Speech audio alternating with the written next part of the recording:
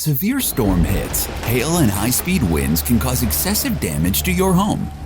This can lead to blown-off shingles, broken windows, siding damage, and leaking inside.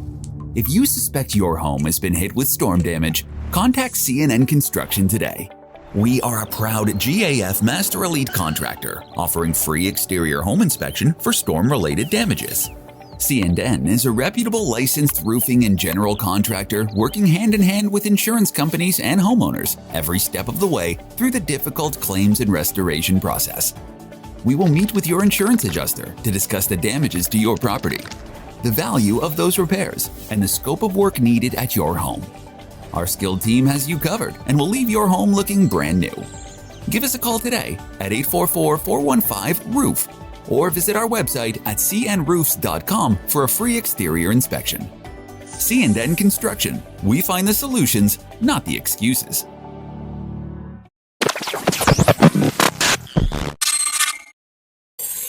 Hang on a second, guys. One second. What up? We've got to give a shout out to South Nashville Heating and Cooling. Oh, yeah, absolutely. Friend and supporter, show and proof. Also, the longest running sponsor of I Got Some Shit to Say, the podcast. Absolutely. Look, man, South Nashville Heating and Cooling, where quality and craftsmanship come together. They've been doing this since 1985. That's almost 40 years of service. Expert designs, quality installations, superior service. Absolutely. And let me tell you something. What's that? Tell me. I feel confident in the fact that South Nashville Heating and Cooling will keep me warm in the winter. For sure. It'll keep me cool in the summer. Absolutely. Matter of fact, these middle months, you'll be comfortable even then. Absolutely, dude. Y'all know the deal, man. South Nashville Heating and Cooling, we love those guys. Y'all see the name, y'all see the number. Tap in. Feliz cumpleaños. Always.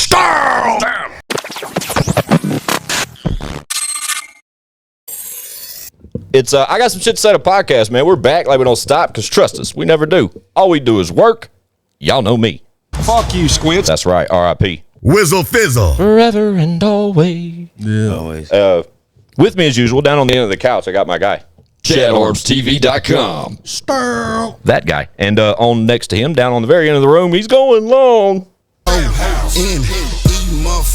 Mildred. Yep. Where's she at? I'm not asking. She round. He got mad last time I asked him. He's like, bro, I keep on telling you she ain't here, bro. She don't come out the house, man. I'm done with that, dude. Shout out Mildred. She's probably watching. She is watching, man. With us tonight, guys, we got a great guest tonight, and one that I've been anxious to have here, an old-time friend of ours, man, and it's so great that you're with us, brothers. It's the vibes when you walk in the room made us smile. We got Cheezy in the motherfucking building. Let's go. Round of applause. Yeah. Thank y'all for having me. Thank y'all for having me. Bruh, To be here. thank you for pulling up, bro. Oh yes. Like I said, man, I drove 3.5 hours to come see Facts. y'all guys. Yes. Shout out Cheezy, man. I didn't- Nashville legend, bro. Man, say that. That right there, Nashville legend. If you're unfucking familiar, ask an older relative. Yeah, man. Right. Ask your mama. Right. Like, or your auntie. Bruh. Right. So we reference back to this like era of show and prove, like our first big run, like through we label those days the Rutledge days. Yeah, you know what I mean? Rutledge And days. dude, Cheezy was a guy that was there every fucking week, dog. Yeah, we was And this there. boy would tote around this motherfucking championship belt like the Pastor Troy joint, the big belt you see him carrying around. Cheezy yeah. had one of them bitches, bro. And anybody that want to take it better had them bars, bro. Because that boy was ready to go no matter the time, dog. matter. Sure was. Always on go. Always. You think you better? Let me hear something. Yeah, let's do it. Show and prove it. Show we and prove it. step outside man. $20. You got Bruh. 20, I got Yeah, 20. yeah. Let's go. Dude, when I think about like the freestyle crazies, you're there, right? But Jelly Roll, of course. Jelly Roll, Yeah. Cheezy, Kyle. Kai Hill, Let's I'm gonna take it to a step Nino further. Black. Yeah, Fat Nino Head, Black, there was a bunch of Blaze. them back there. Blaze 314. Fat Head, yep. I actually beat Nino Black. There he Jelly goes. Roll and I. Okay. That is my guy, beloved friend of mine and whatnot, man. Jelly Roll, I was about 16, 17 years old. And at that time, you know, I was familiar with walking downtown 2nd Ave, man, with a boombox, D batteries in it, just challenging people. Same way I'm saying, bro, you got $20. I bet $20 that you know what I'm saying, we take your money or whatnot. So I'm going through and I'm killing stuff like out North Nashville. Jelly Roll is out like Madison killing stuff. You know what I mean? Facts, all facts. This young man called my phone. I have no idea to this day how he got my number. I'm one of those kind of secretive guys. I heard about you. He called. Yeah. I heard about you. Yeah, my name Jelly Roll. What's up? Pull up. We can go ahead and battle. I'm like, who is this? I'm like, who is this guy? This is when he was with Cross Tracks and Jazz now. Shout out Cross You know what I mean? Tracks. Because that's the studio that we went back to. Jelly Roll can vouch for this. I pulled up. Man, I was in an Astro van, green Astro van. I went and got my homeboy because I was, you know, like, man, who is this to challenge me? We pulled up. Jelly Roll and I sat in there in front of Crooner, in front of Jazz, in front of everybody across. Free Crooner. Battle for 3.5 hours straight. That's awesome, man. Just back to back, just going back, just coming back or whatnot. And a little side note, whoever was with Jelly Roll, it was a young lady at that time, man. I made her cry. She left. It was kind of bad. It was kind of bad because of like the insulted bars you were throwing. Yeah. Gotcha. The insulting bars. She was upset. She said she wasn't built for that. Anything to do with this? And Jelly Roll kind of turned up on me after that. He was kind of upset. He taught me a couple words. Jelly Roll was real, like, you know, his vocabulary was like extensive. Yeah, extensive at that time. And he was battling me, right? And I'm a hood guy, so a lot of words he was saying, I was like, what the fuck is he talking about? He broke it down like he's rapping to me and he can see I'm confused. He's still rhyming to me, rapping to me like, I see you don't know what that means. You know what I mean? Or whatnot. God we damn. sat in there. To be a fly on the wall, bro. Yes. Yes, that guy right there, man. Love that guy. We had a great time. Yeah, we all do. Best story ever told, and we tell it all so many times, and 99.9% of our viewers are well aware of that story. But as when we talk about before. You know, the Jelly Roll before, the Antioch Zone guy and the Freestyle King and all that kind of shit. That's the time we're speaking on right now. Like that is so nostalgic when it comes to this Nashville hip hop shit. Because a lot of people don't know, man. A lot of people have no fucking clue. And then the people that are just like new Jelly Roll fans are fans either of his rock genre success or his country success and are unaware of the fact that he is a lyrical fucking genius, but at the same time, when that rap album comes out, it's going to make a lot of sense. Yeah, man. Yeah, you're starting to see the old clips that start to resurface. Facts. People who don't know. Yeah, I live in a city and a state right now to where like Jelly Roll is like their idol. You know what I mean? And I'm like, y'all don't know the Jelly I know. You know right? Y'all just don't know. He's been killing it. Like, you know what I mean? It's over 20 years. It's so funny the way the world works like that too. Like the unfamiliarity that people have. Like some people were just oblivious to who that guy was until maybe the 10-minute freestyle that Chad filmed 10 years ago or something like that. Like there's always just like that, Chad?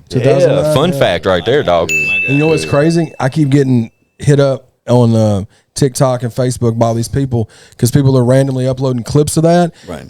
And are hitting me up like I ain't know about it. I'm like, I shot that. Yeah, like what? I know all about that shot. Have you seen this? Yeah, and see what you were saying about you and Jelly rapping back and forth, 3.5 hours. Yeah. That freestyle video, bro, there's only 10.5 minutes on there. He did it for an hour or two before. Yeah. And then after when the camera died, he kept going. D-Ray was sitting in the hall and like in the Shout doorway. D-Ray. There was so many people, James and Bobby Hood, there was so many people in there. But he was doing the same thing then. Like he was. I remember Cheezy though, bro. From like I remember him and Nino and Blaze going at it. Like every time we'd have a fucking show, like we would be done. Like we're done. Blaze, like man. Yeah, shout out Blaze 314. He's gonna pull up on us soon. After party. Yeah, but the after party would be right there. We wouldn't even fucking leave. We'd stand right there. Like everybody would be outside or gone, and there's like 8 people left in the spot. 2 of them are waiting on bread, and then the other 6 are standing in a circle saying who's the better freestyle rapper. Yeah. There's no trophy on the line. There's no bag on the line. It's just straight up right here. About the bars, love of bro. the game type shit. I've always been about that. Yeah, you know a dog, bro. Yeah. Like I'm always ready. Like always I'm hungry. Ready, you know what I mean? And I respect the talent. You know what I mean? I never want to try to challenge anybody that I feel like a beat. I don't want to. But the rarity though, like looking back at that, Cheezy, like looking at your character back then. And we'll get to where you are now in your career and in the endeavors you're in now. But just to catch everybody up with our relationship, et cetera, bro, like to look back though, and to as many people as we involved in that time frame, right? the 4 or 5 people that I just named in that circle were the only 4 or 5 people that were dog hungry like that. You follow what I'm saying? Like everybody in the Rutledge, like as far as like being that hungry. There you go, K-Rush. Yeah. But like that dog in them, like no matter what. Not say, that doesn't take away from any of those artists. Like even Chad. Chad's in that same conversation. Chad was there 20 years ago when we're doing this shit. But Chad's not a freestyle rapper. No, not a battle rapper. A battle rapper at that. You know what I'm saying? So, but he could. When we had those ciphers. Yeah. Chatty was in that's something different. Yeah. Chatty would freestyle, but it's friendly fire. It's always fire. But like to look back at those scenarios and was like, bro, they're still in there fucking rapping. It's almost like y'all come the fuck on. But to look back at that now and to like think about those 4 or 5 characters, I don't care what their names were or what night it was. Whoever was in that circle was built different at that time. Yeah. You know what I mean? May not have had a caliber of a Cheezy or a caliber of a Blaze or whatever. Like one may have not been the weakest link in the chain. Yeah. But built different because they are taking that opportunity and platform to shine, or at least attempt to. You know what I'm saying? Yeah. Right. That you can't be built normal and do that shit. Like I mean, and hence why we're here now. Facts. Those times kind of cemented our relationship or whatnot, man. And even though I didn't spend a lot of time around you guys outside of that, it was always the same every time we came back together. Always great energy. Always love. Sure, bro. Every time. Yeah. And you would catch, like, there were so many artists involved with those times. Again, like, so many different personalities, so many, and from a competitive aspect, that competitive nature was through the air, like always. Yeah. But when you push all that aside and it's still like just good vibes with that other individual, Right. like when we get up on like a UMC, like at a UMC where it's like a structured like tier, it's game time, baby. Shout out UMCs, man. Shout out to Man. Shout out to That's Concrete crazy. Magazine. Facts, dude. Yeah, Facts. man. Shout out to DJ Fingertips. Ooh, fingertips. Yeah, damn, I ain't heard that name in a while. Contact with that guy right now. Oh, tell him we said hello, bro. Yes, he is he a hosted great Fat Boy spiritual Swag brother of 1. mine or whatnot, man. He's dropped some gems throughout my life to kind of help me through some tough times outside of music or whatnot. Fingertips a good dude, man. Yeah, he's a great guy. Haven't seen him in a long time, man. Yeah, tell him we said hello. Where's he reside nowadays? He's up in Ohio right now. Gotcha. Man. He's still doing. He has his own mix show. I can get you guys information. Sure. I need to link back up So with y'all can get some Fingertips, stuff man. in rotation. He's running a mix show right now. Yeah, He's for back sure. DJing in the clubs and everything, man. Dope. He just made a post where he's kind of setting up his new set that he's doing and whatnot. Dope. Yeah, the guy's still trucking, man. I Yeah, I gotta respect tap him in. as a DJ. Hey, hell yeah. If I'm not following him currently, I will be before the end of the week because he's a good guy. I think it's Carlos Walker on Facebook. Yeah, Okay. yeah, that's and that's what's for ChadArmesTV. Like he's the one that hosted Fat Boy Swag Volume 1. When I won the UMC, that's one of the prize packages. Okay. Part of it was Fingertips would host a mixtape, so we had him host Fat Boy Swag 1. So That's what's up. hell yeah, that's dope, man. And I want to say he like was DJing that UMC too. He was, I know there's probably. footage I of think he us was, man. performing at a UMC and he's in the background. And I was hyping for you. I know that. Me and him always stayed in close contact all the way up until like I guess up until like my other Facebook got hacked and I had to start a new one. Yeah. But I need to for sure hit him up. But shout out to He's definitely a GM2 alumni. He came out and just kind of volunteered to be my personal DJ. He really wanted me to get that effect or whatnot.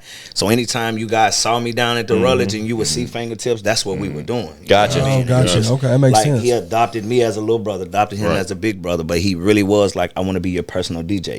He came to the city and his story was when I first came here I was looking for all the hot artists. That's what ended him up at the Rutledge. He heard about all of us and he was like, I was asking somebody like, who should I link with, and he was like, you know what I mean? I was like, bet. And I had never had an experience with like an actual DJ or whatnot, so it was a great experience. And he's still that guy. If I call him like right now, I swear to God, you know what I'm saying, we'll be on the phone for an hour, man, and we'll praise God and do a lot of different things. I won't even talk about music, but programs, beats, sounds. He's a real big part of why I'm good at producing and what I do or whatnot. He provided those. Yeah, shout out Fingertips, man. Yeah, Good man. people. If you ever come back in the city, man, we'd love to have you come. Yeah, he's got to see here anytime. Oh yeah. I was like, man, we can do something on the spot. Like I'm with it. The boys will let you know, man. I'm always with it. Always working. I remember Fingertips being he was getting us on something early too, man. I remember him putting us on like some digital game quick or something. It was something along those lines where he was like.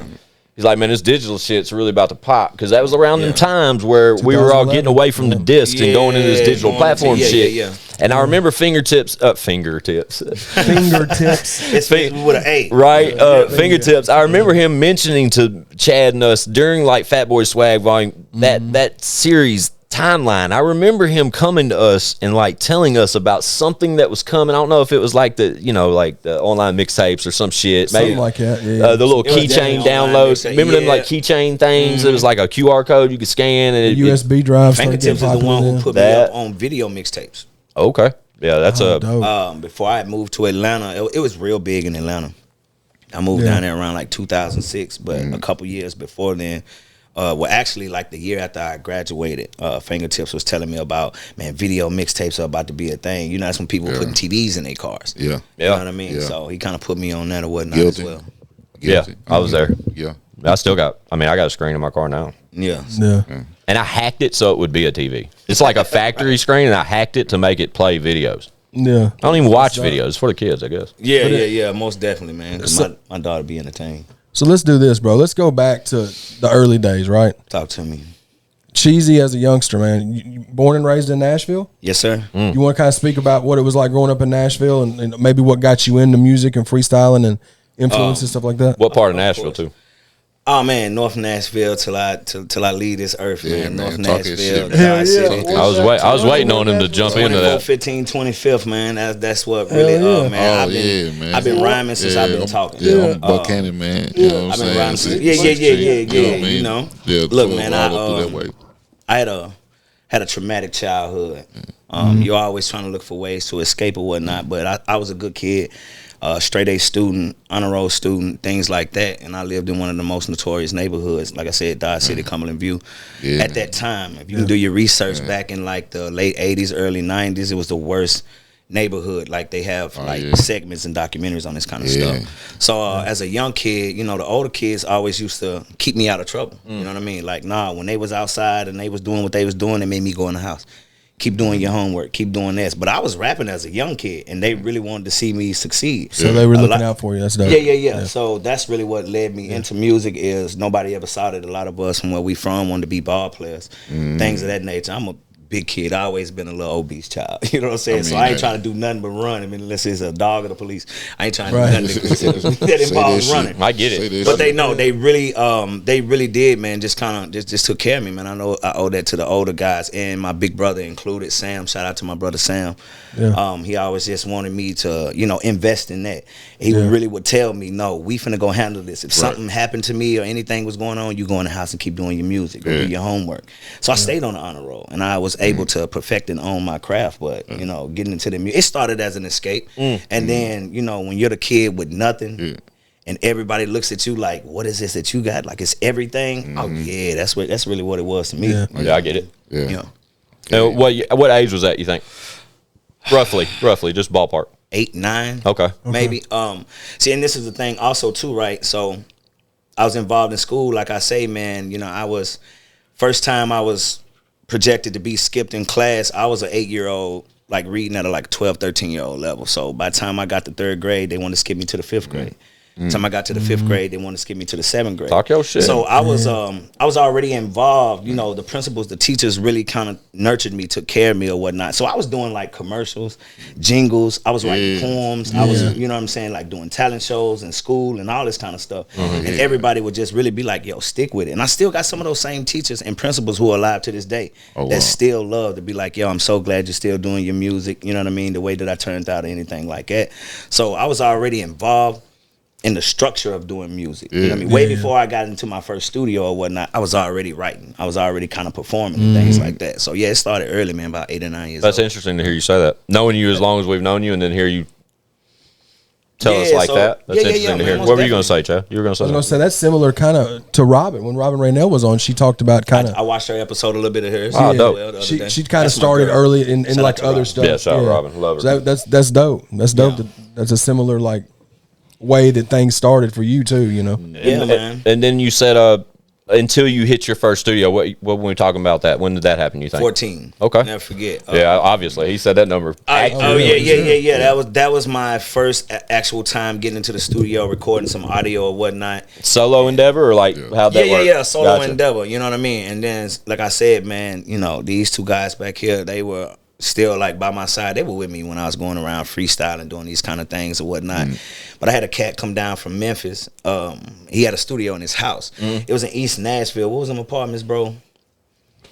It's right there on South 6, but it's a apartment complex right there in East Nashville on South 6, and he had the studio. Oh, you ain't talking about the Jets. You ain't talking about the Projects, is it? It's like right across the street from the projects though. It's like one red light up from them. You know what I mean? And whatnot. They've been remodeled and all that kind of stuff right now. Talking about this. Yeah. But oh shit, nothing out on that side looked the same, bro. Nothing. Different. You know what I mean? All that nowhere shit where I changed. grew up, man. Nowhere where I grew up. But I never forget. I went in there, man. Tell y'all a little fun fact. I'm in there. Oh yeah, fun fact. So my first song, right? I'm excited. I'm super happy. This guy's recording me. He's down from Memphis. He's making me all these promises. Man, you this, you that. I can get you a deal. I can do that and blah, blah, blah. So we make the first song and he let me go home with the CD. Oh, I was super excited. Oh, I right? bet. I was super excited. My grandmother, may she rest in peace, closest manifestation to an angel you'll get in real life. My grandmother was not a real person. Indeed. Love it. She really was. She really was, man. And I could do no wrong in her eyes. I'm sitting up front. I had a Sony boombox, the one with the little top load CD player in there. Yeah. I'm sitting in there and I'm listening to it. Mind you, like I say, the most Christian woman you ever meet. I had a few cuss words in there, like my style. I'm aggressive and everything, right? Yeah. So I'm sitting up there listening to it and I'm vibing. She walked in the living room and said, "Cut that garbage off." Oh, she didn't know it was you. Yeah, but now I was like, but the fact that she perceived it that way made me feel like, oh, this shit is trash. You know what I'm saying? I was just like, but it was just because of the language. It was because of the language and like, what are you talking about? So she always tried to tell me to craft my gift, like you better than that. You know what I mean? Like you don't have to. You don't have to do that to be. Yeah. Even though she knew I was an angry child, I'm like, you know what I'm saying? A lot of that music first started out with the rage. I was finally being able to portray in your music. From the childhood you was talking about. Exactly. So this was that stage I was coming in or whatnot, man. But 14 years old, and when she told me my stuff was trash, I just started crafting it, man. Just started really getting lyrical, finding ways to, involve my intelligence with the actual art and the craft or whatnot. So were you trying to steer away from profanity, et cetera, or just try to blend it all in? Man, I'm one of those guys. I'm a gumbo guy. I'm trying to put it all in there. I get it. You know what I mean? You know what I'm saying? So it's a million ways to say the same thing. For sure, definitely. And that's what I took from what she was saying. So I was just like, oh, okay, let me kind of tone it down a little bit, especially the fact that I know people such as teachers and my grandmother are going to be listening to my music one day. Right. So I got my stuff that for my guys that we in the street, that's what we going to listen to. But I still have a way of combining that to where my gospel and Christian grandmother can be able to listen to that and really be proud. And by the time she left this earth, she was my biggest fan. Hell yeah. Talk your shit. R.I.P. Yes, Miss Marilyn Waters. Yeah, man. I definitely feel you on that, man. I'm actually, man, like working on some stuff similar that reminds me or brings me back to that place. You know what I'm saying? So I definitely got a respect for that. Love. So, you ever met one before today?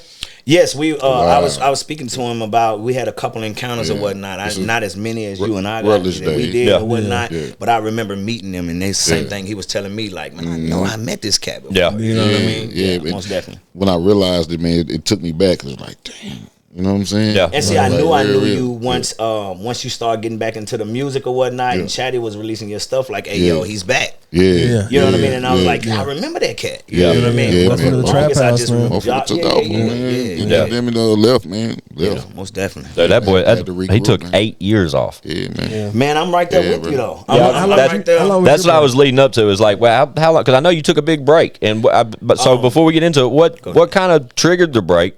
How long the break last? Why did we get out of it? Well, man, just being honest, the situation with my grandmother at the time. Well, I've turned down 4 deals in my career. Talk your shit. Some good money, but me just kind of being ignorant to the situation. Ignorance is just a lack of knowledge. I just didn't know what was going on. You know what I'm saying? Didn't want nobody to try to play me. And everything that I've done with GM2, Get Money Together, has always been about myself and these guys. Like, you can't have me if you're not going to take them. And, of course, I stuck to those guns. You know what I mean? And, you know, but what happened, man, I graduated high school. At that time, I was at the peak of the Cheezy I was trying to be. Right. This young man back here, his mother was pregnant with him. I graduated in August. He was due in November. My grandmother was bedridden. You know what I mean? It was a rough time for me. I got out. I had the opportunity to go to Atlanta, do this CD, do some stuff for Grand Hustle, be on MTV. But I remember these times. Yeah. Yes. So behind the scenes, I had to bathe her.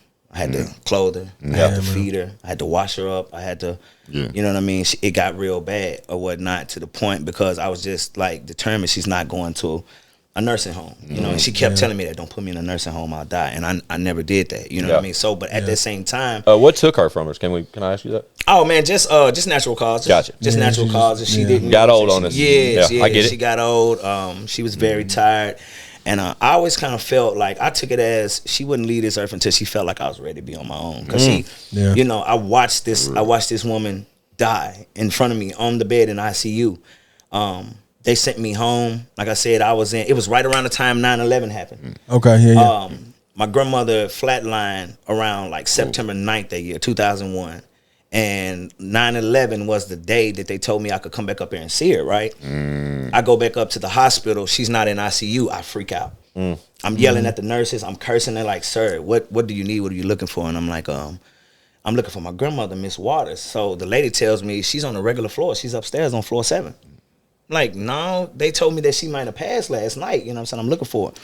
I go up to her room, bro. She's in there eating that hospital ice out of a cup. Yeah. Like nothing ever happened. She never knew to that day. Shout out to the hospital ice. Though. You talking about the crushed joint? Yes, the crushed joint. That's but she's sitting up and she's watching what's going on with the 9/11 situation, man. And she's seeing me. I'm freaked out. I'm crying and everything. She's like, "What's wrong with you?" I'm like, "You don't know." She wasn't even aware that she had passed away. So when she died, what was that feeling like? I could only imagine, bro. Man, I was like 15, 16 years old, bro. Like, and But I could only imagine what that felt like for you, Cheezy. Going to the hospital thinking everything was over. Thinking it was over. I was prepared. The courage of 15, 16 years old to go through that as a human being, man or woman, dude. I'm telling y'all that them hospitals hit different. And when you watch a loved one pass away in front of you, and I can speak from this from experience, just of recently, and there's nothing that compares to that. And then when you start looking at the caller ID and almost scared to answer the phone some days because you don't know what's on the other end of that. Yeah. You know what I mean? I know what that's like, brother. And I could only imagine getting that call on some misinformation, basically, and you going through that mentally thinking you didn't get that goodbye or something or walk in and then her sitting there. You know what I mean? Like, whoa. And like, you know, because I'm a minor, that's the reason why they had to send me home because they just thought it was the end, right? So that's wild. Yeah. You know, so basically what happened, man, it was just as simple as the shifts changed. The night nurses told me, hey, she might not be here tomorrow. The morning nurses come in and they only get the notes from the people last night. So they're unaware, like, why are you freaking out? Because when they came in the next morning, she was already in a regular you were misled. I mean, you were. Yeah. So, but no, honestly, it's not like somebody was, honestly misled. It's nobody's fault, I guess. And but she really was just, I mean, at that time, of course, she wasn't ready to leave me. You know, I'm 15, 16 years old. Fast forward, though, she kept telling me, go after your dream. Go do it. And I just wouldn't leave, man. I just wouldn't leave. You know what I'm saying? And I stayed there in that house for 3 years, every year that she was in there, and took care of her, like I said, man. So that's what started the break. Gotcha. That's what started the break. That was 01. Yeah. So, I mean, that is pinnacle of the time frame we were referencing to at the beginning of this episode. So that's 01, and then around 07, 08 was when she was really getting bad. Like I said, I'm like 3-4 years out of high school now. You know what I mean? So this is all I do. You know what I'm saying? I'm working, I'm coming home, taking care of my grandma. Had my first son that November, had my second son 9 months later. You know what I mean? I had a lot going on, and I just kind of just like shut down. I was still like dibbling and dabbing. But once that happened and like once she passed, man, I just kind of unplugged. Tapped out. Yeah. Nothing else, man. And I didn't take the time to grieve. Yeah. Well, I'm sure a lot left with you when she left. You know what I'm saying? I mean, that's a lot, dude. Kid, you know, I'm telling her, I'm like, hey, yo, you leave, I'm leaving with you. You know what I mean? That's your whole thing. Like, I just don't see my life without her. You know what I mean? And, I was around 22 when she finally left or whatnot, and I wasn't prepared, man. I wasn't prepared, and I still had things going on with the music. So that was kind of the conflict I really had to choose. It was, you know, do you go and mask it? Because I had the opportunity. It was there. Like, the music was ready. You know what I'm saying? All my guys, everything was ready. Everything was lined up. Or do you take care of these kids and do you try to get your mental health together? Yeah. And I just chose that. So that's probably a good move. Probably the best move. Hence why I'm here now. I'm honored for that. Yeah. Well, to compare it to your character now, and I still want to get into everything you're doing currently and what that's led up to, Cheezy, but we talked about this a little bit off camera just to put you on Front Street a little bit. Like, before you got here, we were mentioning the energy you had back then. You know what I mean? And even after those times, around the time you're referencing to now, your energy, brother, has never changed. You know what I mean? Like, it's always been a pleasure to run into you. It's always a pleasure to exchange words with you, just to catch up for a moment. That's why I know me and Chad immediately, and, you know, one's kind of in the dark. You know, he's trying to play catch up just to connect dots and remember who you were exactly. But me and Chad, there's no difference in any way we try to explain the energy you possess as a human being, my friend. And I think that's, and not to even get off topic, I guess, but I just think it's important for people to hear that shit. Yeah, and I really do appreciate it, man. I mean, I'm a firm believer in energy never dies. Yeah, absolutely. I'm thankful for everything that I went through. Was not allowed to kill that energy. That was one thing that I was determined to hold on and hang on to. Yeah, it probably brightened that flame a little too. Oh yes.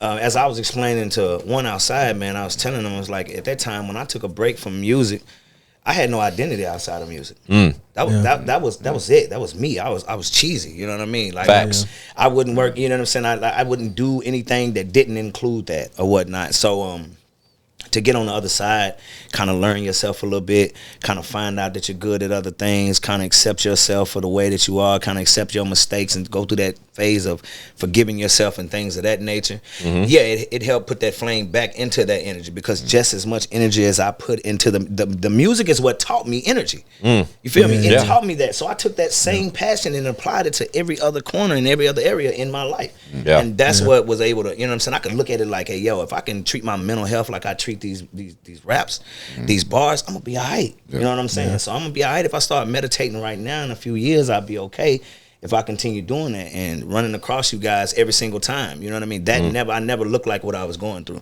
because of that energy. You know what I mean? Yeah. And that was when we ran into you. That was like a year or so after you lost your grandmother, right? So like you would have never even known like that was something that you were battling like that, because the energy, like when we were at the shows and stuff, it was always love and.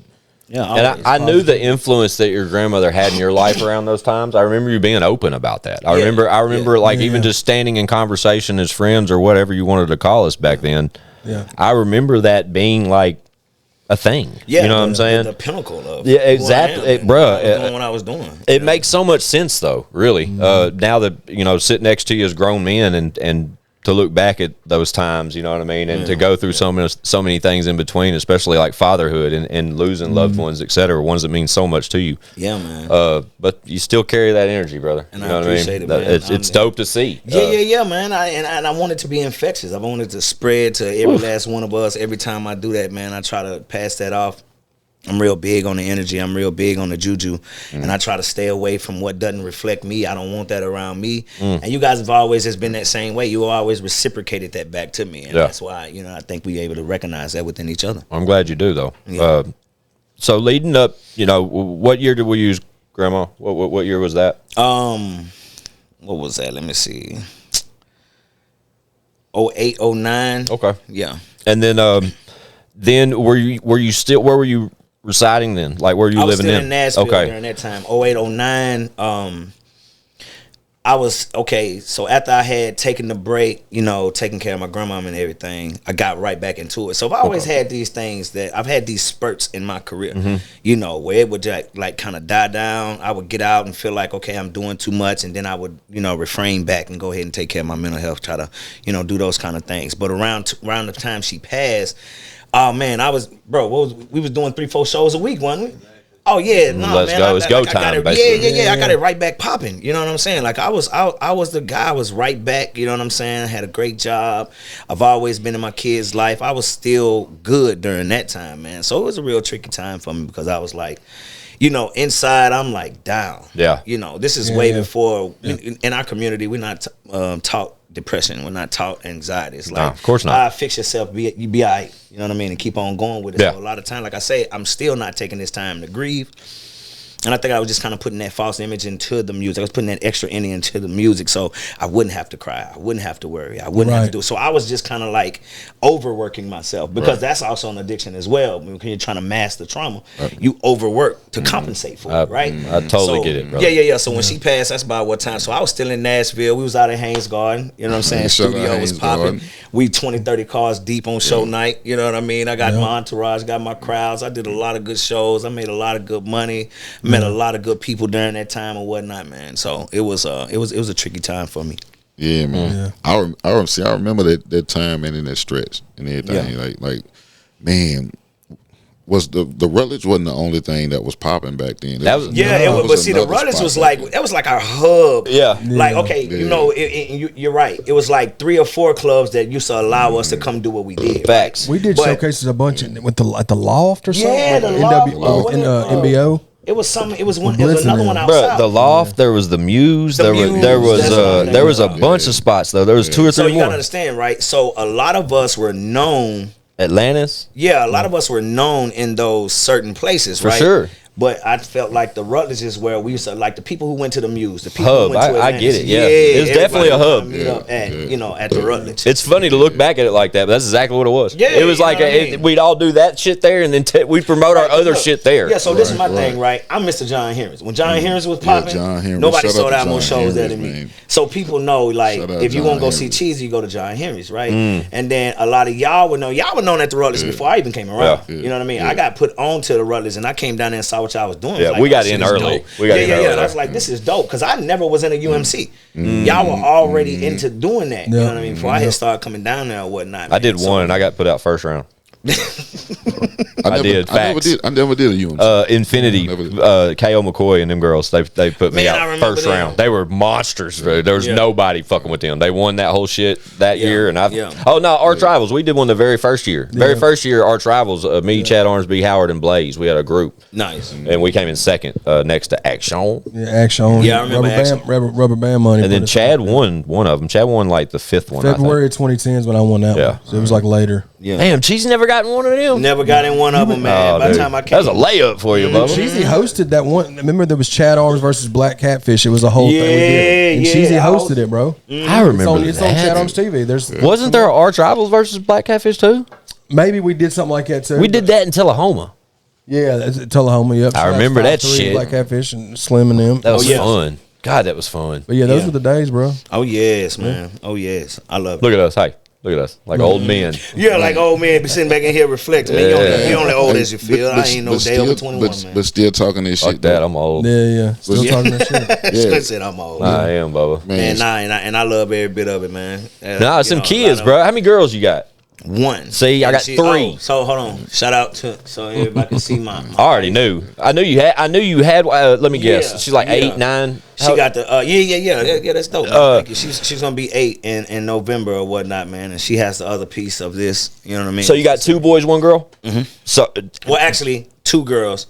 2 boys. My oldest daughter is not biologically mine, but she is. Say less. Yeah. I've been in her life since. Them girls hit different. Bro. They do, man. They do. I got 3 of them, bro. I got no boys and got 3 girls, and it did something to me, bro. And I'm aging twice as quick. I say weird shit all the time around my girls, bro. I say the weirdest shit. Yeah. All my hair is fucking gray. I'm telling y'all, bro. Y'all think I'm bullshit. I'm dead fucking serious, bro. I believe you, man. I had one, right? Man. 3 would have done Kids it to me, man. fuck you up, bro. Around here like Obama. You know, my sons during that time, my sons were born in the Cheezy era.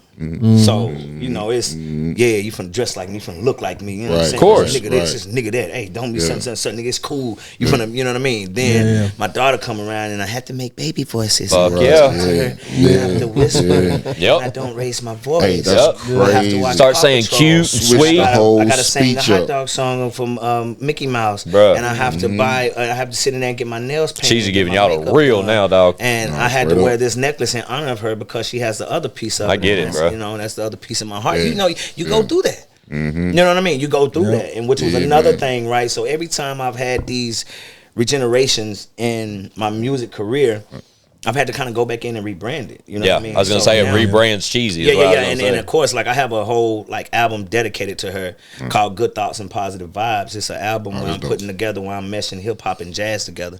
I'm a jazz connoisseur. I love it. I use it to meditate, kind of, you know what I mean, and whatnot. And I'm sitting in the house, and she's like 2-3 years old, and she looks up at me, and she's like, "Daddy, I don't know what this is, but it puts me in a good mood." And I never forget, that's what kind of sparked the idea for it or whatnot. And it's a whole album. I'm still rapping with the intensity of Cheezy, but it's no cursing. It's it's nothing that she can't ride around and listen to for 13 tracks. That's dope. Yeah, that's dope, bro. So Yeah. just things like that. Yeah, those girls hit different, man. I'm a whole hit girl different, dad bro. now. Hey, man, trust me. I'm a whole girl dad now. Otherwise, I would have bought some ice or something today. But if I would have if I would have come here and didn't wear that, I'm just calming down. I'll calm down in a second. She's not wait until the teenage days. Fuck and that. I am waiting. I am waiting. Like I say, I watched. My oldest, my baby, she's 21 now. Oh, so And okay. So when I met, So it's one, when I met, yeah. So when I met her mom, she was 2. You know what I mean? And so I had to watch her go through all of these stages. But she's more of my speed. You know what I mean? She's still to this day. She does music as well. Shout out to Maya. Shout out to Maya Lynn. My baby does music as well. She's kind of patting herself behind me. You know what I mean? She likes to dress like I dress.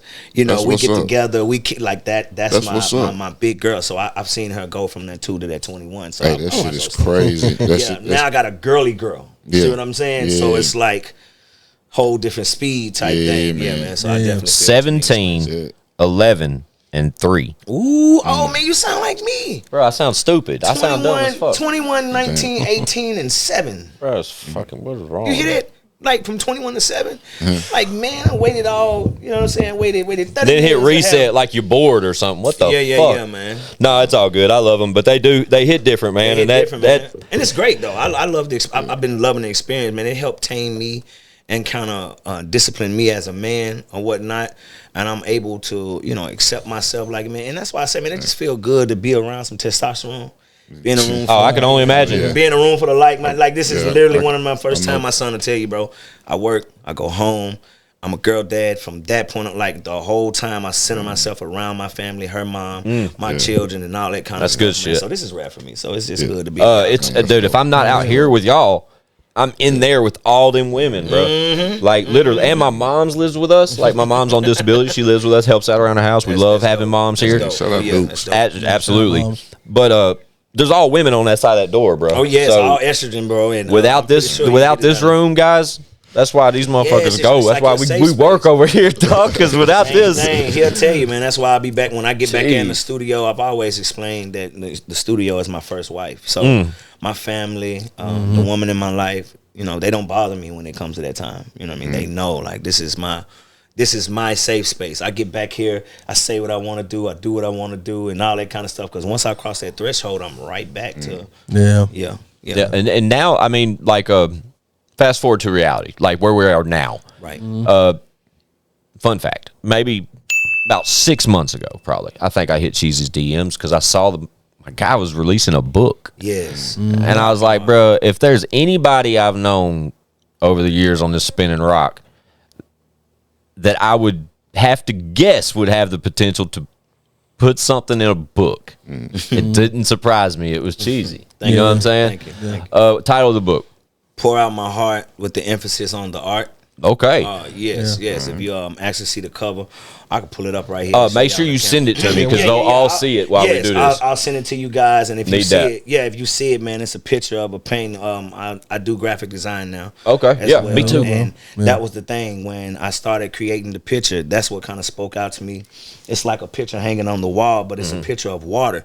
But the actual water in the picture is overflowing to the couch that it's sitting over. Okay. So that's me. That's the whole thing of Pour Out My Heart. Gotcha. Like I said, it's on the screen. Like as we're talking about it, it'll be portraying on the screen like during the episode. I'll send it to you. And but it is, man, the same things that I'm sitting right here talking to you guys. It's called an intimate glimpse inside the mind of a troubled man. Oof, it's deep, man. So it's explaining everything. And what I love about the project, I went into this, and when I started presenting it to people, and we own our own publishing company, so it's going to be Talk your shit. Silent Giants Publishing. Let's go. We are a publishing company. Anybody out there ever need any publishing needs, short stories, literary works, please reach out to us. Give us all that info, man. We need all that info. Yes, I got you. We was thinking we were reaching out to people because, once you actually do this, you have to send it to a company. And Worldwide Books is the company that I chose to go with to kind of help us, you know what I'm saying, kind of craft it because they have the formats that you need to put it in. How many pages it is, how many words it is, dictates what kind of literary work it will be labeled as, right? But it was so unorthodox, the way that I did the book. They were trying to see how I really wanted to go by it, right? But I didn't. I didn't want any structure to it. Now, my journals you want to call them diaries, journals. that's I journal a lot. You know what I mean? I was taught, I write, I get those. It's a thought. God, it's called something. Help me out. I sorry to cut you off. No, man. To me, I was gonna say it's like a Bob movement. You got to get it out. It's kind of like it's called a thought something. Yes, and I know exactly what my mind went right blank when you said it as well. But go ahead. Sorry, I didn't mean to cut you off. I did. Like some days, I'll wake up or before I go to bed, I'll write a prayer. The next day, it might be a poem. The next day, it might be a song. Or affirmation. Affirmation. It might be a quote. It might be a motivational thing. It might be just my thoughts on the day. So that's how I wanted the book to be. I wanted, in each day, each page is labeled. I'm telling you where I was, what I'm doing at this time. Like I'd be saying, at home sitting in TV, my daughter's in the tub, and this is what I came up with. This type of thing. Like I'm giving her a bath, but I'm sitting in the room writing this quote right then and there. Yeah. So it might be that on the first page. On the third page, it could be a whole song. And I wanted the book to be unfiltered just that way. And I finally got it structured that way. I can't remember that fucking word, and it's driving me insane. That's what Google is for. Let's look it up. Google machine. I want to say, Chad, will you look at that real quick? I want to say... What do I type in? I know, right? But I want to say Drake's new book is under that format, but it's just random thoughts. It's called a thought jot or something like that, and you just throw it because fuck, dude, what's dude's name? Matthew McConaughey. Matthew McConaughey did this for years. He did it with thousands. He said he wrote over like hundreds of journals, right? And he collected these journals for like 40 years of his life. And then at around his 42nd, 43rd birthday, he read them all. And after he read them all, he wrote a book. And when he wrote the book, he basically said that he summarized all the years of journals that he went back and read about his own life. He was remembering things. He was going through the movie of his life through his thoughts on pen and paper. Right. And it was just like you're saying, dated. He tried to explain the scenarios the best way he could, along with his emotions and everything else, like what he was feeling at that time.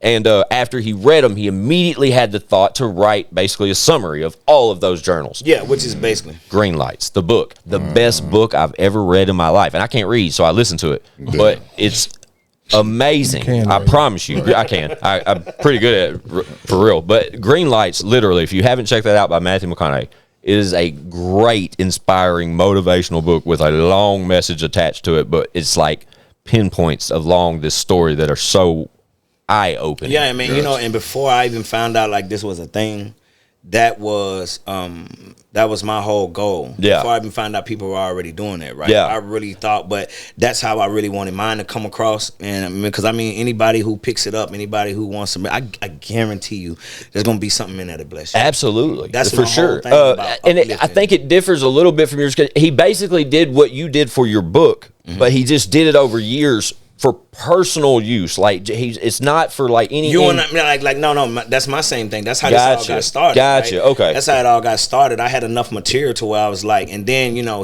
originally what happened, my daughter's mom, she wrote the first book that was labeled and released under our publishing company, right? Which is why we got the publishing company. Well, when she first did hers, we still didn't know anything about pages and format and things like that or whatnot, so we went kind of back in to revamp it. Then I started looking at mine like, okay, I got enough material to where I think I want to do it, but that's exactly what this is for. This book is a direct replica of what I have written to motivate myself, to keep myself sane, to make sure that I can go back and read my own words and tell myself, identify the problems and the solutions that I got going on with myself. That's it, right? Thought work. Yeah. The active process of thinking, deliberating, meditation, or reflection, a concept, opinion, or idea, philosophical or intellectual ideas, typically of a particular time and place. That's exactly what that is. That's exactly it. Damn, Squints knows this shit. You was gonna figure out what he the knew fuck it. He was word like, was. I gotta find that. Google knows their shit. Yeah, Google, but I heard the term. I was aware like through like journalism type questions, like what that particular, to put it on paper and to publish it. I knew what that was. But that's dope, dude. I think the whole concept of the book idea is great. You know what I mean? Especially when you have a valued mind. You know what I mean? It can't just be Joe Schmo just decides to write a book. Like without a valued mind, like I had a lot of people react and reach out to me about it, man. A lot of my fans, my core fan base, and my family members and things of that nature, because I've always kind of like I putting it out through the music or whatnot. But the book was so much more unfiltered. I didn't know that many people was waiting to see, you know, or kind of share that intimate space. It's such a narrow lane. And I had to make myself, I had to let my guard down and be vulnerable enough to even tell you guys this stuff. For sure. So I wasn't ready for a long time. And that's why I have so many. I got so many different journals, but I put it all into this one book. And I never forget, man, it was like a little $5 book that I bought out of Walmart. And when I bought it, just the way that it looked, just the way it was, like, this is it. This is going to be it. You know what I mean? This is going to be it. And That's I cool, did it, man.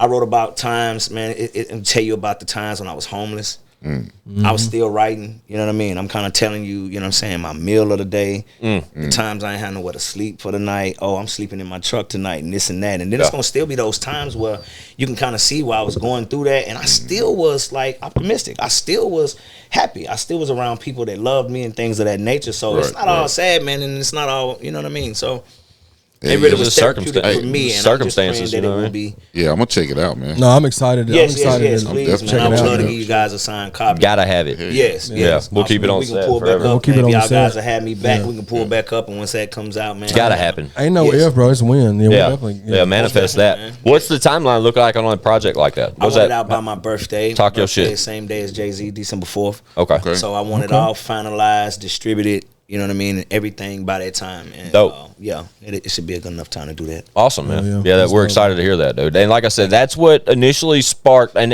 I was well aware of Cheezy. I knew that he had taken a step back, even from like social media. Just didn't really see him active. Yeah, I'm not that. I'm not a social. And media. I'm not either to that degree. I'm not. I am, but I'm not. Yeah, you know what I mean? You're a content creator. Though. You got it. Yeah, but I'm so busy with the content we create within, like, if you don't tag me in it, you won't see it shared. You follow what I'm saying? Like, it's kind of what it is. And then, like, when I do finally finish something for the team or whatever, I may roll it out or however we play it. But I'm always working, and you know.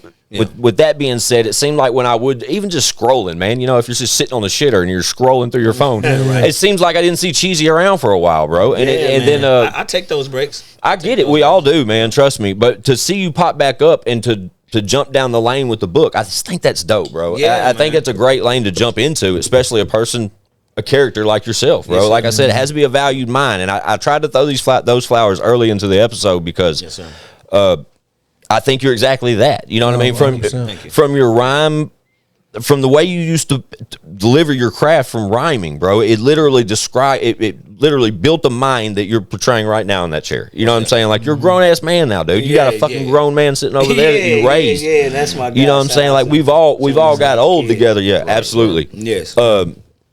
But getting old and, you know, having multiple children and then losing your grandmother and then taking years off and relocating out of state and doing this and that, like, it has built you on a path for that book and then everything moving forward. Like, you know what I mean? And man. It's a beautiful story though, bro. And I'm excited for all of it. Yeah, because I don't know where this will lead, and I'm pretty satisfied that if, like, what we was talking about, those 30 people, I'd be happy if I can get 30 people this book. You know what I mean? It really is. That's another part of the therapy for me, right? Bro, you got 3 right here. That I can touch one, and that's what I'm saying, right? You know what I mean? That's how the Lord said you could reach one, and if I can reach one person who can take something out that book and kind of help them through a situation that, you know, that I was able to recognize, hey, this is a problem of mine, or hey, this is a gift of mine, and these kind of things, and kind of point out abilities. So I don't know where it could go. You know, of course my dream is I want to be a New York best time seller. Of course. You know what I'm saying? Of course. I want to be that guy. And I'll be satisfied if I don't become that guy. You know what I mean? So that's I'm looking for. I don't know where to lead, man. I'm always trying to try different avenues or whatnot. And that just happened to be one. And I got a lot of people that's kind of excited about it. I'm excited that people want to hear me speak. I'm excited for the fact that you mentioned the chat off camera. That when the book when it does, hopefully by the end of the year, like you're saying, by December 4th, we'll see this in motion. But he mentioned the chat off camera that you will do an audio. And yes, I'm going to self-narrate it. Yeah, I'm going to narrate it myself. We've spoke about that. That's very important. Never get away from that, Cheezy. Listen, always self-narrate if you write a book. Yeah, man, and that was my thing as well. It's very important. I've been studying a few people And I know a few books where people narrated, man, and I really didn't like it. And Bro, you either do or don't. You either do or don't have it. But right? if in like an autobiography type deal, if you gotta, when you say it, you gotta sell it. you gotta feel it. You gotta feel it. You know, Bro, that's what I kind of. It's the same way with music. It's selling what I say. Yeah. If the voice is by the author, though, it's so much more believable. It's more it's intimate. You know what I mean? Yeah, like 'cause they people know want to. yep. Yeah, They're telling me what they want me to hear, not what they're not just going to sit around and write a book of lies. I would hope not. You know what I'm saying? They're not reciting And, what somebody else lived. Like I say, man, and also, man, it really is. Like I said, I've been doing this since I was in grade school. I've narrated books. I've narrated plays. I've narrated talent shows. I've hosted places and things like that since I've been a kid. Oh, yeah. So this right here was just like fun to me when I had the option to be able to do Easy that. money. Yeah. Oh, yeah, because I enjoy doing that. You know what I'm saying? That's one of my root things of having fun that I like to do. So, Yeah. And you mentioned off camera too that your son who's here is an artist as well. Did you want to speak about that song? Yes, of course, man. So man, little fun fact. Give me a bell. Wow. Yeah. So this young man, I've always my son, this young man who's sitting back here, he was born on the same day that my father passed. Oh, wow. My father passed on November 5th, 1987. He was born on November 5th, 2004. Okay. It's a special way of feeling like I got my dad back. You know what I'm saying? Just that kind of situation is bittersweet. I don't have to mourn as much him being in my life, but I fought for 15 years to get custody of that young man. Each time I always had him on the weekend. I kind of had joint custody of him since he's been alive. And I worked all the time, you know what I'm saying, Monday through Friday. But they'll tell you, my family nights was Friday night. I shut down every single thing, which was why a lot of times I wasn't out on the weekends because I was with this young man and his brother. I was with my kids. We just celebrated our 3-year anniversary. I got custody of him 3 years ago. Shout out to you. Word, man. Yeah, so Yeah. I got you. He's one thing I had to learn about my son was he has his own mind. Of course, I'm so influential. Of course, you want your junior, the guy who carries your name, you want him to reflect you, be like you, walk like you, talk like you, act like you. And for the most part, he did that, though. But as he grew into himself, he made me aware of a part of parenthood or fatherhood that I wasn't prepared for, is that what if he doesn't turn out, and not in a bad way, right? Yeah. Right. What if he wants to do his own thing? Yeah, exactly. Yeah. He's an artist, like a visual artist or whatnot, man. I could do calligraphy, but I can't draw a stick figure. You know what I'm saying? So that's a natural talent of his that he got. You know, he started getting into his own music. He started doing those things. So the things that I was doing, I never pushed off on him. Yeah. So this music thing that he's just now doing or whatnot, this was all him. When he was ready, of course, you know what I mean? I kind of planted that gene into his body or whatnot. Yeah. But the guy is just, he's a genius. It's such a pleasure watching him. You know, I've set him in the studio, taught him how to record himself. Taught him how to mix. He's recording his own music. He's making his own. Yeah, I need to hear some of this shit. Oh, yes. Trust me. Before we need to hear some of this.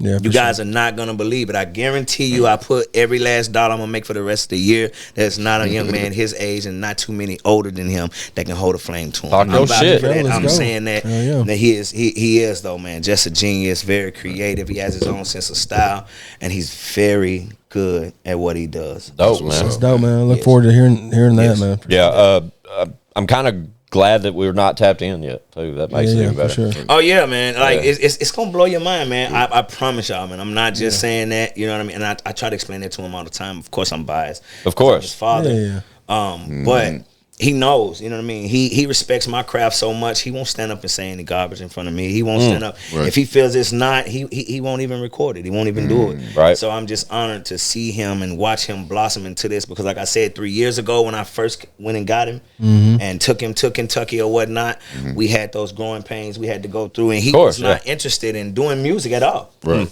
He picked this up probably a year and a half ago, son. Yeah, about a year and a half ago. It was just like, hey, I want to do this. We were working together, man. I was a chef at this restaurant. I brought him in, got him a job. He was working right alongside of me, and he just started writing music just out the blue. To the point I was like, this is not you. You still cook? Not to cut you off. You still cooking? You still doing that? Oh, man. Yeah. We're going to get into that, man. Yeah, we got to get into that. Yeah. So with the youngin', make sure, I want to hear it. You know what I'm saying? We got to hear some of that. Most definitely. You I would love for y'all too, man, just to, you know what I mean? Because like I say, that's musically, I got my projects and everything are done, ready to be pressed, ready to go or whatnot. But we're investing a lot more time into what he's trying to do because we're owning the craft. Gotcha. We're kind of we're kind of crafting it out. He's finding himself right now, and I want to be able to put that same energy. Anything currently available? Not online yet. Gotcha. We haven't released Love that part of it. Yeah. I love this we part. We haven't released any of it yet or whatnot, man. So what you guys are gonna hear is gonna be the exclusive. The songs I got on my phone, some of them are still kind of roughly mixed. Yeah, it don't matter. We know how that goes. Trust me. Yeah. I'm pretty sure you guys are familiar. Yes. Yeah, that's exciting shit, man. But with like you said, he's got good genes, man. I'm sure there's some bars in there. But man, I'm excited to hear. Me too. I love the young gunners, man. But like new music, especially that. You know what I mean? The new music aspect and then the young gunners nowadays. But when you come from a bloodline like this guy, bro, you know what I'm saying? I'm anxious as fuck to hear it. Oh yes, man.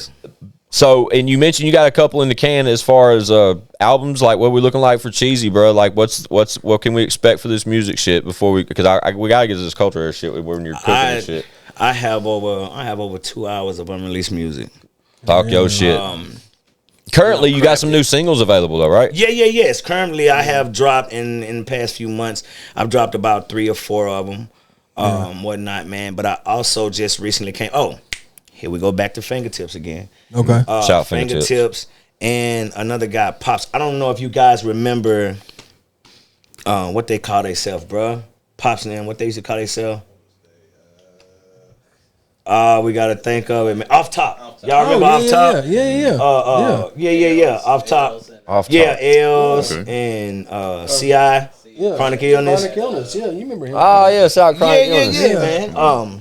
That's the homie, man. Yeah, shout out to those guys. Pops was like their manager or whatnot. Yeah, I remember he got that. around me, kind of adopted me as well, man. Pops was in my life. Oh, that's fire. Yeah, back shout out during Chronic that time, Illness. right? I used to get around them, Fingertips and them included, and I always used to have these, these unreleased albums. Yeah. And they would get some of the songs and ship them to DJs, ship them to radio shows and things like that. Yeah. Man, they just sent me over like 100 of my old songs. I just recovered like 100 of my old songs. Okay. From them guys sending it back to me like, hey, I bet you don't got these no more. And I'm like, man, thank you for blessing me. You know what I'm saying? Which means that another time, at this time when I'm stepping back out, I knew it was time because I was like, these gifts were coming back to me. This was like some of my best. Yeah, it was some of my best music, some of my best times, and I thought it was gone. You know how we were talking, we lost those hard drives, we lost those computers, and never knowing that it was guys that still had them on their old computers and just sent them to me. So I got a lot of stuff coming, man. I can only imagine. Yeah, I'm packaging right now. I can only imagine. I mean, like as much content, as much like music as the guys create. Like within the camp of Show and Prove, and then like a caliber artist like Cheezy, you know what I'm saying? I can only imagine how many records get put on these hard drives and never see the light of day. Man. Me and him have a collab that we both lost. We both was like, and that's what I said. That's man. crazy. I was just like, yes, man. Bro, we were looking for this CD right here for 5 years. I saw it, and you was like, hey, and I just got it. Yeah, you was like, can somebody please reach out to me? That's it. That's the one I recovered. But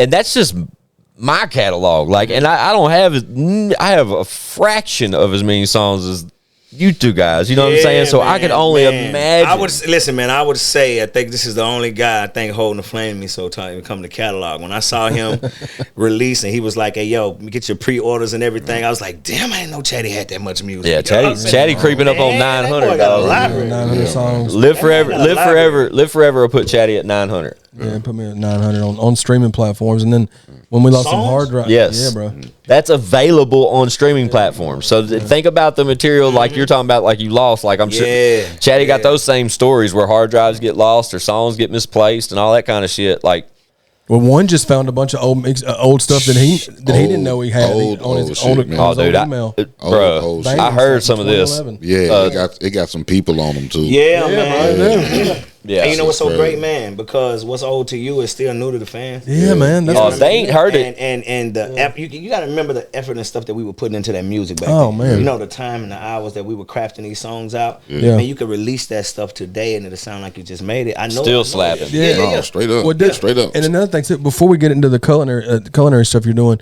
I want the ChadArmesTV crowd to know this. The video is not on ChadArmesTV, but if y'all are familiar with the Worm video, where Worm went off on the dude outside. That's him. That's him in the background. The guy that was in the house when I was in there. My son was in there drawing on the floor. That's him. Oh shit. Yeah. So Cheezy is in the video with Worm. They were recording. This is Cashville, which is on Worm's.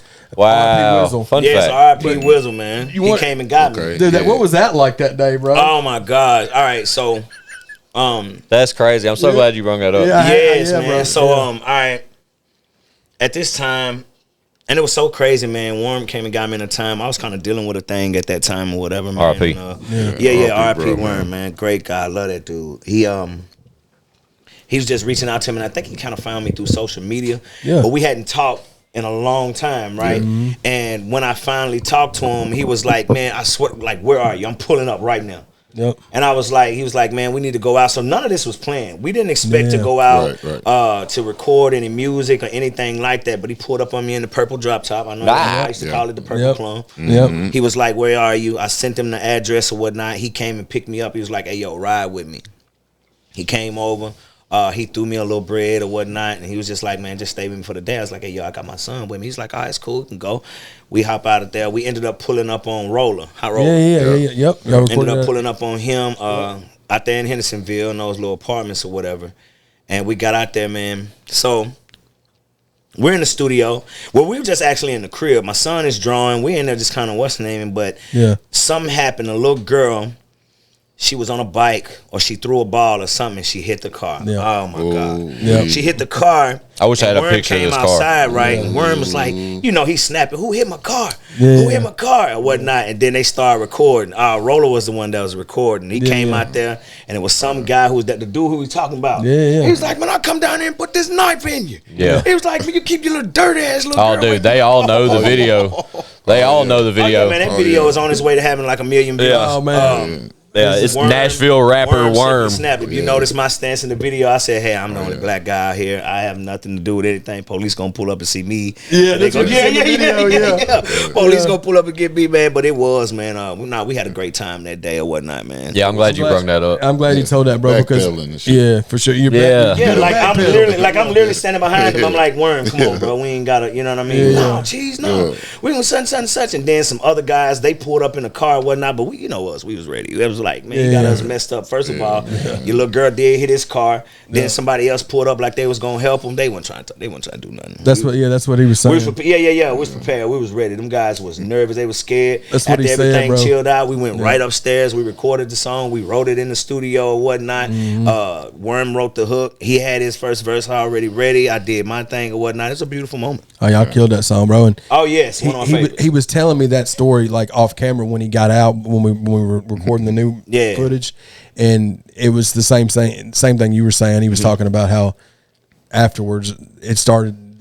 The dudes tried to act like something was going to happen, and then that quickly that they backpedaled too.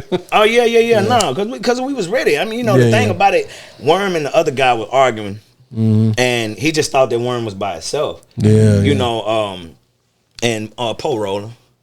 I don't want to get into that, but during that time though, that still was my guy. Roland and I have a relationship that goes back to when I was like 15 years old. He'll tell you, man, I was making beats on the PlayStation 2 music generator, MTV music generator. I remember that. Yeah, man, I was bad with it, bro. Look, he was so amazing. He was like, bro, what? Hang on, what system was it? It was a PlayStation 2. PlayStation 2, MTV music generator. I found it in a cart inside of Walmart, like a throwaway game for like $8. Bro, I'm pretty sure I can get this game. I'm pretty sure I could wow you with what I can do with that game. That's what I'm saying. I'm a bad boy. I'll try to have it next time you come over. I'm a bad boy. I got some emulators on here. PlayStation 2 to the house with the white, red, and yellow cable. Hook it up to his TV. Run the TV audio into the stereo or whatnot, and then do it. And in the MTV music generator is the only audio program that went up and down instead of left and right. You find it. Watch what I'm saying. It read like Guitar Hero. I got you. Yeah. That's crazy. But Roller was there. I don't remember he was that. ready. Yeah. I was there. I was ready. You know what I mean? They pulled up and thought Worm was by itself, and they saw all of us, and they just kind of pulled off. It wasn't talking about that. Yeah. And then when the police when they did come, they still was like, I love that album. That video is so classic, bro. Yeah, man. So classic. It was a great time Wizzle. with it, man. Forever and always. You told that story, bro. I'm glad you brung it up, Chatty. Yeah, well, it being ChadArmesTV, everybody talks about that video, and that roller shot. I didn't shoot that. I wasn't there for that, but it's associated with Wizzle in ChadArmesTV because he's got so much stuff on our channel. Exactly. Hey, y'all, Cheezy outside, y'all. That's how horrible I am with phones. Look, see what I'm saying? Anybody listening and watching? Because I was supposed to pull up on y'all around the 16th, 15th or the 16th, the last time I was down here. Yeah. And I ended up texting him. I was like, hey, yo, I ain't leaving out till late. You know what I mean? He ended up texting me right when I was headed back to Kentucky. He was Probably like a day later. Yeah. A day later. He was like, man, I horrible. never checked these or whatnot. But I just text him. So just FYI, he just read the message I sent him about an hour ago when I pulled up. Facts. You know what I mean? That's how my world spins, man. I'm so fucking stupid when it comes to reading messages. And I stay in a group chat all day with 10 other motherfuckers, and I'm big on S&P. Point. Yeah, big S&P group chat. We could sell that thing for $100,000 right now. I swear to God. There's so much fire. Y'all have no idea what's inside that particular group chat. But it seems like that's the only fucking shit I respond to other than that, Amy and my mother, it seems like, and my daughter. Before we finish, you want to end it off with the culinary stuff? Yeah, we got to talk about this. So, cooking, I know you got big into being a chef, like literally a legit. Are you like a legit chef? Legit chef. Chef Cheezy. Yeah, chef. Bruh. Chef, yes. Chef E. Hill is what they call me. Chef. Let's go with Cheezy, bro. Can we call the episode Chef Cheezy? Man, we can call it Chef Cheezy. Hell yeah. Chef That's Cheezy. dope, bro. And then, of course, the GM2 too. Yeah. We got to do that. I got into culinary. My first, and this is what's crazy, right? Mm-hmm. My first culinary job, I started on 11/12/13. What the fuck's that mean? November 12th, 2012. Oh, okay. I'm dumb as fuck. That's how stupid I am. Like, first time I got into this game or whatnot, man, and I started out in a 4-star restaurant as a prep cook. Chef who taught me everything I know, Chef Peter McCall, shout out to Peter. Mm-hmm. He came in and I was green to it. You know, I was like coming fresh off of doing music and things like that. Right. And I had just started cooking at home as a necessity for my family or whatnot. Save money. Yeah. But no, I started out Chef Peter McCall, man. Hang on, before you get to that was your first one, and I want to get back to Peter McCall, whoever's name. But was that? Did you ever have like early aspirations as the? No. Oh, that's important. Yeah, you know what I'm saying? Like important. to just dive into a trade as fucking deep as. Because you needed to. At a 4-star at that. At that. You know what I'm saying? That you ain't dipping fries and shit, bro. Like you are preparing. Yeah. Okay. Now keep going. Yeah. Shout out to the first chef. Yeah. Shout out to Peter McCall. So what happened was what we were discussing, right? When I said when I was taking the break or whatnot. Yeah. This is one of the things that I was putting that energy or that emphasis into. You know what I mean? Gotcha. My understanding of it, right, or my comprehension of actually being in the kitchen and cooking was the same of making music. For real, you're creating. That's why, exactly. Yeah. That's why I'm so good at it because I always looked at it like I was making music. It's art, I mean, bro. the order, the process, the effort, and all that kind of stuff I started putting into the food, right? So. I mean, you get excited about ingredients and shit. Oh yeah, no man. Hey, my son will tell spices and shit. Man. Oh shit! I see new knives. I go into a store. I go crazy. You know what I'm saying? Like it's the same thing. Bro, right? look at this chopping board, bro. It's just like it's just like if you went into a Sam Ash and looked at all the music. Yeah. Bro, this fucking oven right here, though. So, bro, what the fuck is wrong with you? Nah, I'm serious, man. Like a kid in a candy store. Yeah. So I start out there, right? And he saw the potential in me, you know. But I would see when I first came in, I'm in a 4-star restaurant at the Omni Hotel downtown in Kitchen Notes, full service kitchen and whatnot. And you green? Yeah, I'm green. You know what I'm saying? Like you know, they taught me a sense of urgency or whatnot, and I never forget the head chef at that time because the chefs work in like a chain of command. You got executive chef, sous chef, chef de partie. You got you know what I mean. So you all of these things or whatnot. The head chef just really didn't like my attitude. You know what I'm saying? Okay. Like, I don't care. He's good.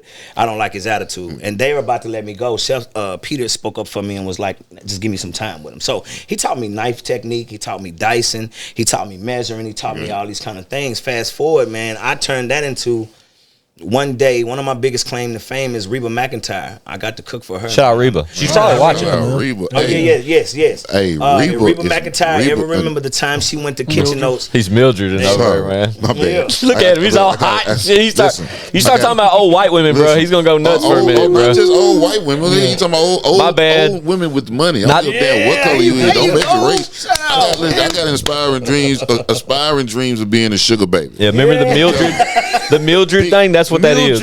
Yeah, that's Mildred. Mildred is a MILF with money. I'm telling you, man. And she's gonna throw that bag. As soon as you said Reba, I knew the conversation was going to get paused for a moment. Reba is the ultra Mildred, man. Look at him. Listen, I'm telling you, hold on. It's Reba. Look. It's Vivica. I mean, not Vivica, but look at this guy. Look at this boy, bro. The girl that played in what's Love Got Angela Bassett. Angela Bassett. I love you, baby. He's mad at himself for getting her name. Man. Angela Bassett, man. I looked up at those two right there. Them my bitches. Go ahead. My bad. I got a little excited. You went cook for Reba McEntire off the rail. This was the thing, right? I was the prep cook. One of the things I had to prep was the soups. We had fresh soup all the time. I made a black-eyed pea and ham soup. Collard greens, black-eyed peas, ham, country ham, seared salt, chicken broth, and we did all these things from scratch. Okay. She comes in, and you know she has bread. So she comes in, and she shuts the restaurant down for her and two friends. She rents the whole restaurant out so they can have lunch. First thing she suggested that she wanted was the soup. She had the soup, and she called the chef and was like, I need to meet whoever made this. And as a clause in our contract, because this was an exclusive 4-star restaurant, you're not able to mingle with the guests. Right. Like Kevin Hart, I've cooked for Kevin Hart, Jamie Flex. Foxx. I've cooked for Big that's- Smo, cooked for Reba. But, you know, I'm not allowed to engage with you. Right. I even cooked, what was the Chicago Bears quarterback that retired? Cutler? Jay Cutler. Cutler. I cooked for Hell Cutler. yeah. Shout out Vanderbilt. I got to go to his presidential suite up there or whatnot. I cooked for Cutler or Flex. whatever and everything. That's flex. You're not Those allowed guys. to meet them or whatever. sucks. You But, wasn't allowed they to meet had them, to though. break the rules for Reba. It was to the point, chef come in the back, he takes off, man. He's like, hey, you need a fresh chef jacket on. They go back and give me a brand new one. He was like, Reba McEntire wants to meet you. Go out here and everything. And she told me to my face, you put everything but your feet in the kitchen sink in this soup. I had to shake your hand as a person and whatnot, and that's when it kind of sparked for me. Shout out Reba. And then we fast forward 8 That years boy later. is stupid, dog. That boy is dumb as hell. My bad, Neither man. am I. My bad. I am, yeah. but I'm not. You know, he's a one of a kind, man. Look up, man. Hey, man. Keep going. Reba. Man, you know, but fast forward 8 years later, man, I'm one of the top 5 chefs in my city. In my Talk state. your shit, Hell yeah, Cheezy. Man, I've been featured Fuck in I'm the talking Kentucky about. Department of Tourism magazine, and that is my biggest thing. Where when you come, if you're not from Kentucky and you stop at one of these gas stations, if you stop at a travel center or something like that, and Say, you get where's the it at? KDT, Okay, you get yeah. it. It shows you all of the restaurants. It Yeah. shows you all You of in the there attractions smiling? going on. Oh yeah, I'm My gonna have to pull man. that picture up and show My y'all. man. Yeah. Hell yeah. I have to pull that picture up and show y'all. You gotta as give well, it to me so I put it on the screen. Yes, man. Best catfish in Kentucky. Best burger. Hands What's the down. restaurant? I was at Wildcat Willie's at that time. Okay, and yeah, now gotcha. I'm on the verge to forming my own restaurant. Bird is the word. Okay. It's centered around Stamped, copyrighted, Yes. restricted. It's already copyrighted. Yeah. Don't try to steal my Yeah, don't idea. be talking shit. But, These my motherfuckers specialty. are slick, bro. I already know it, man. I already know it, but nobody spells it like I spell it. Nobody have behind what we're doing and whatnot. I'm still keeping that under wraps. I gave y'all that kind of exclusive or whatever. Hell yeah. We love But those. yeah, it's so now I'm grinding towards my own restaurant. Right now, I currently manage a restaurant with over 100 employees. Like I'm a bad That's guy what's when up. it comes in that kitchen. And it's That's Yeah. awesome, man. I got to get. We got to figure out a scenario to where we can get our hands on some of that. I want to Oh try yeah, this. man. Yeah, Listen, for I sure. mean, because like I say, man, every time I come to the city, you know, I cook for my family. Yeah. Anytime I'm back home, I cook for the family. I enjoy that. I love doing it. That's or dope, though. whatnot. Yes, man. This an alternate avenue. I'm trying to mesh the music with the food now. You know what I mean? Yeah, it's, man. it's really For sure. yes. For sure. So you know, and so now that's why I'm saying I'm like kind of putting the equal energy into both of them. But y'all gotta come get something one day. Yeah. Have you ever done content based off that? No, I hadn't Go started. right now. Yeah, That's bro. what you should be Yeah, doing bro, right for real. fucking now. you're You exactly should be right. prepping Seriously. meals. You blow up on TikTok, bro. That's it. Man. But it do exactly what you just said Instagram, you're all trying that to shit. do. Yeah. Yes, for sure. Incorporate that music shit. Like stand there and bust rhymes as you're prepping some dope Bust shit. rhymes. Tell them what I tell them. Yeah, that's Shout some out white to- boy shit. shout out- Yeah, that's that white boy Tell them shit. Shout out to Bussin Ryan. Hell yeah, that's what we doing. That's what we're doing. Am I not hip? What just happened? Yeah, dude, there's nothing wrong with busting rhymes, that's bro. just the way you say Hey, it, bro. while you make food, you bust love it, rhymes, man. bro. Bust rhymes. All I right, love it, man. you don't fucking rap while you make food. You bust rhymes, Okay. one. What the Man, fuck's I wrong with didn't you, know- I didn't know bro? the bylaws. You're trying to make me feel I didn't know stupid, the bro. bylaws, man. I didn't- Bus rhymes was an interesting way to say it. But I didn't know the bylaws, man. But we get exactly what he's saying though. Yeah. No, yeah, but he said it You like gonna he bust said. these I- bust You rhymes. bust I- rhymes. You did it like that. I can't wait to hear it. You did it, but nah, for real, Cheesy. Like on TikTok and Instagram, you would kill it with them because you're so personable. Oh, fuck. That's a lane for you, bro. Yeah, man. No, I you know, okay. can't this wait is- shit. to hear that. Yeah, no, we can't. I can't wait to watch it. I can't wait to hear it, edit it. I promise you, I will look dumb on that edit, bro. I promise y'all. It's not gonna age like you think. It's gonna hit different. I love it. Thank y'all. It was on my episode. I love it. Bus Rhymes. I love it. Mark, this is gonna be a staple when I got some shit to say. Podcast. Hell yeah, it is. No, but that's Bus cool, Rhymes, bro. baby. Dude, seriously, you've got that charisma. Yes, bro. Yes, you could do that, dog. You really do. And if you were to take if you were to bust rhymes and do that shit, make sure you bust rhymes. Make sure you do. And the food is busting. You know, if you can do it, y'all better talk. Come on, man. Feed me with these ideas. I'm telling you, dude. Even if you could somehow recite recipes and ingredients and you know what I'm saying? Oh, here you go.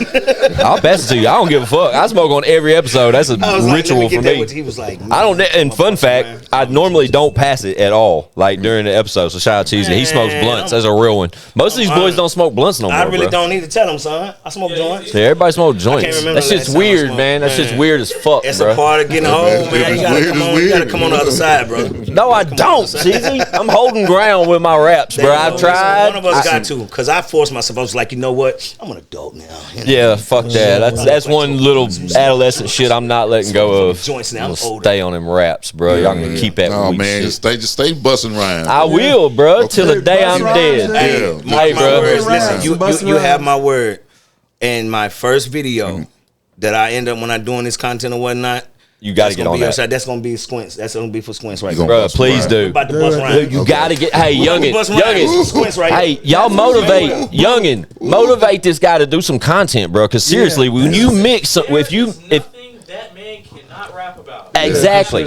But bro, if you found a way to dress the part, all that, get in the kitchen, fancy it up, set your shit out, ingredients, recipes, what you doing, why you doing it, how long you prepping shit for, how long you cooking it, at what temp, incorporate all that shit into some content, bro, and then at the end of it, be sitting down smiling ear to ear, bro. Eating but that shit. Like you said though.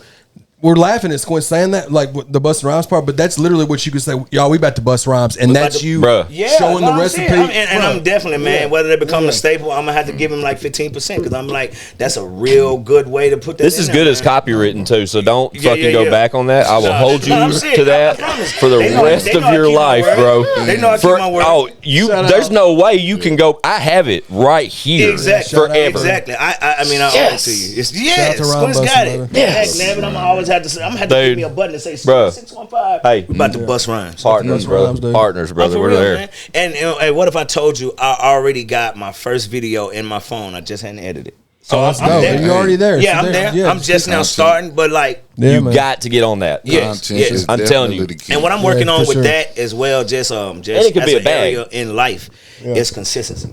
That's my thing. And I have a way of starting, getting everything geared up, ramped up, and all that kind of stuff, and get excited, and I get that first little run, and then I just kind of let it. Bro, the one thing I've always lacked personally in my life is that one word. Until we started this podcast, exactly. You know what I mean. And then when you find it, it's a beautiful thing. Absolutely, you know what I mean. So yeah, I'm very for me. I'm there with it. But you guys, I would love for you guys to come check it out, man. I would love. Listen, y'all guys ever host an event? Y'all that's my angle. Let me, if y'all ever do another live podcast or you host an event, let me be the chef for it. Yeah, that's a wrap. I guarantee you, man. I got regulars. I have people who have come from different cities to come taste my food.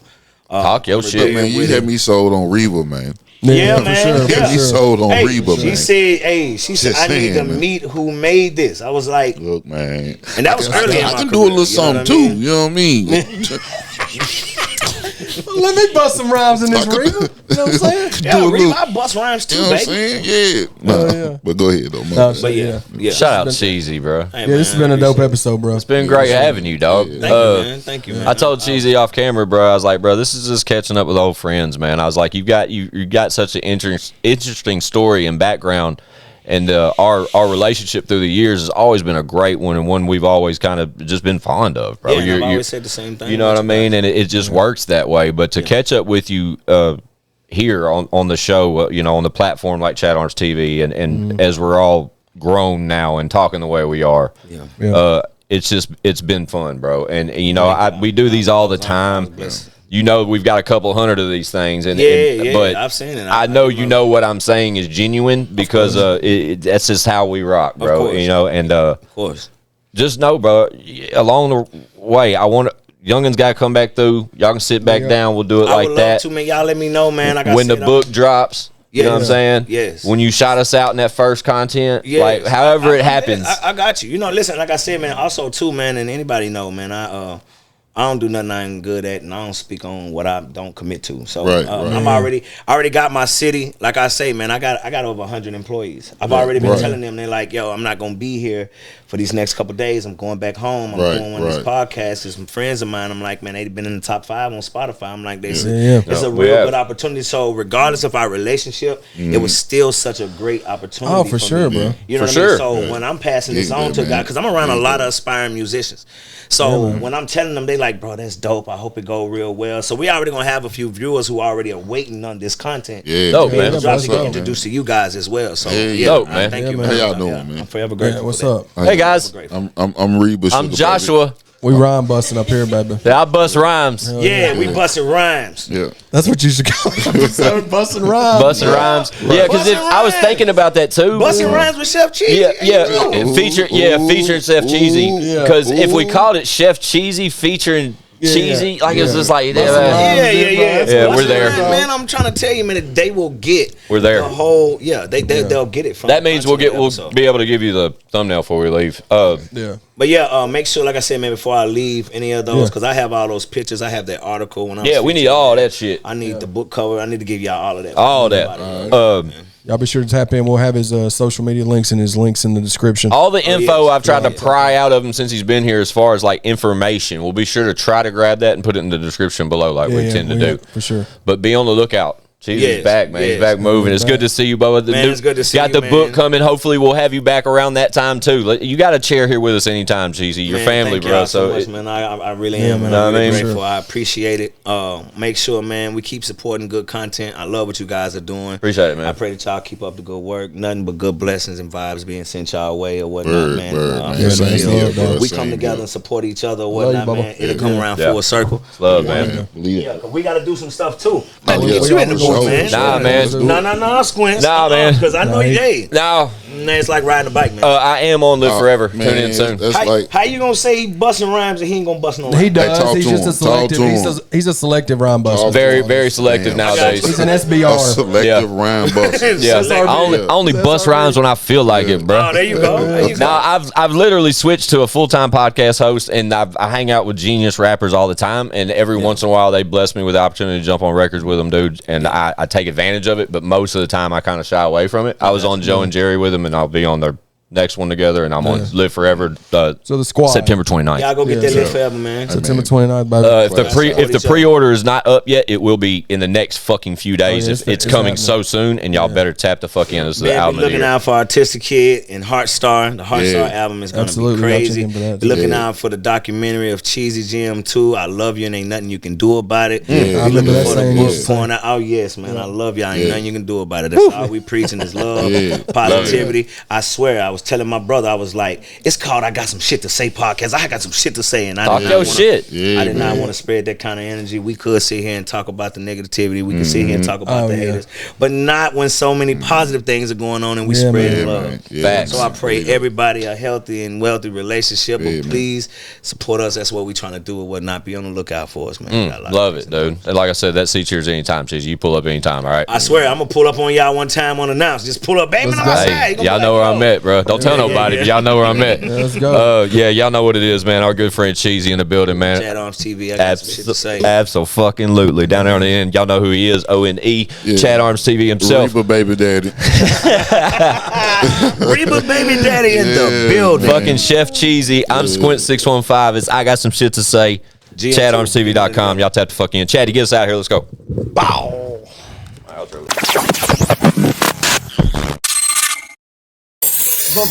Bitch, we got views.